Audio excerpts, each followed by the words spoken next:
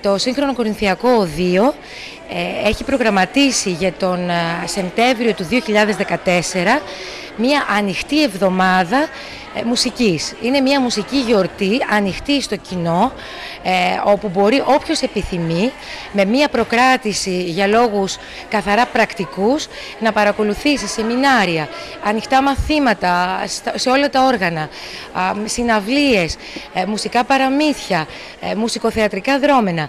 Η ανοιχτή εβδομάδα μουσικής θα διαρκέσει από την 1η έως τις 6 Σεπτέμβρη και αποτελεί μία γιορτή για τη μουσική και τη μουσική εκπαίδευση και αναφέρεται στις εξής θεματικές ενότητες: δοκιμαστικά μαθήματα, ενημέρωση για τα μουσικά όργανα, συναυλίες, μουσικά παιχνίδια, μουσικά παραμύθια και συναντήσεις με καθηγητές του Οδείου.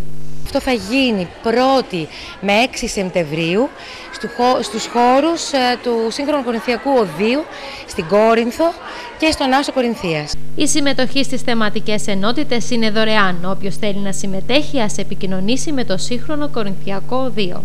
Όποιος θέλει να συμμετέχει μπορεί να πάρει ένα τηλέφωνο, στα τηλέφωνα που υπάρχουν αναρτημένα στην αφίσα που κυκλοφορεί και στην ιστοσελίδα του Οδείου και στο Facebook του Οδείου. Αν πληκτρολογήσει κάποιο Σύγχρονο Κορινθιακό Οδείο, θα μπορέσει να πάρει από την εβδομάδα που μας έρχεται όλες τις απαραίτητες πληροφορίες για την ανοιχτή εβδομάδα μουσικής.